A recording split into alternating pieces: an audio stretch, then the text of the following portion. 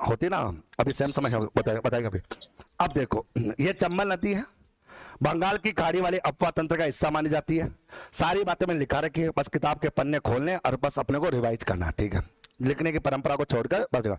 चंबल नदी जो है उसका उद्गम मध्य प्रदेश राज्य है, इंदौर आपका जिला है, विंध्याचल पर्वतमाला है, जाना पाव की पहाड़ी होती है, वहां से इस नदी का उद्गम होता है। तो बताओ, ये बात तो याद रह जाएगी सबको, कौन सी पहाड़ी है? जाना पाव की पहाड़ी। जबकि माही नदी का उद्गम होता है महंद झील से। कौन से थे? महंद झील। अमरेऊ पहाड़ी, पहाड़ी कौन सी थी? अमरेऊ पहाड़ी। मेहो आपकी वो महंद झील थी। ओके, चलिए यहां तक। चंबल नदी राजस्थान के अंदर प्रवेश करती है। 84गढ़ गांव होता है, 84गढ़ गांव होता है, रावतबाड़ा तहसील होती है और चित्तौड़गढ़ जिला होता है। वहां पर जाकर ये नदी जो है वो राजस्थान में एंटर कर जाती है। 84 जाकर ये नदी आपकी राजस्थान में एंटर हो जाती है। कौन सी नदी की बात करें? चंबल है। तो बताओ, ये दोनों बातें समझ में आ गई कि यस या नो? ओके। फिर उसके बाद हमने कहा कि चंबल नदी भारत के कितने राज्यों में बहती है? 3 राज्यों में। एक होता है एमपी, एक होता है राजस्थान और एक होता है आपका कौन सा? यूपी। इन 3 राज्यों से संबंधित होती है अगर बात करें तो। मैंने कहा कि 3 राज्यों से आपकी ये चंबल नदी बहती है, जिसमें मध्य प्रदेश, राजस्थान और उत्तर प्रदेश, इन 3 से संबंधित होती है। जब चंबल नदी भारत के 3 राज्यों से होकर बहती है तो इसकी टोटल लंबाई कितनी होती है? 1051 किलोमीटर होती है। जबकि राजस्थान के 6 जिलों से होकर बहती है, जिसमें चित्तौड़गढ़, कोटा, बूंदी, सवाई माधोपुर, धौलपुर, करौली, करौली धौलपुर आएगा। तो ये आपकी राजस्थान में 322 किलोमीटर आपकी बहती है। ओके, जैसे हमने कहा माही नदी की टोटल लंबाई 576 किलोमीटर थी, राजस्थान में जिसकी लंबाई 171 किलोमीटर थी।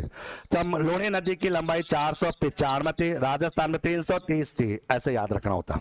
ओके, जब भी कोई चीज सामने आ जाती है तो ऐसे याद रख लिया करो आप लोग। ओके, तो राजस्थान चंबल नदी की कुल लंबाई 1051 किलोमीटर होती है, राजस्थान में इसकी लंबाई 322 किलोमीटर होती है। ये याद रहेगी।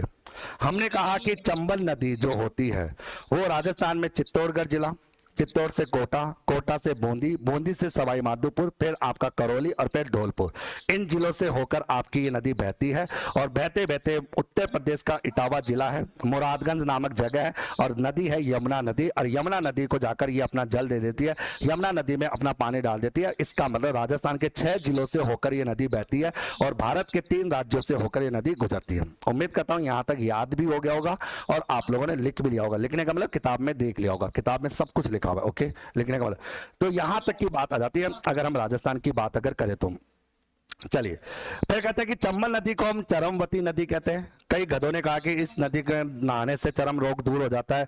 ठीक है, हमारा एक दोस्त कई बार नहा के नहाता रहता, चला ही गया बेचारा, लेकिन उसका रोग दूर, उसको मुक्ति मिल गई। तो ऐसा कहते हैं लोग। ठीक है, तो कई बार अंधविश्वास वाले लोग कह देते हैं, तो ऐसा मत बोला। तो कह देंगे चरमवती नदी। भाई कई लोगों को क्या होता है कि यूट्यूब पर बच्चों को क्या कहानियां सुनने में बड़ा मजा आता है, और मैं जितनी अच्छी कहानी सुना सकता हूँ ना, कहानी सुनाने में बना सकता हूँ, और तुम ऐसे यकीन कर लोगे कि जैसे वो कहानी हो, जबकि सब काल्पनिक होती है। क्योंकि पिक्चर आती है तो क्या होता है, इस धारावाहिक के सभी पात्र काल्पनिक होते हैं, इनका वास्तविक जीवन से कोई लेना देना नहीं होता।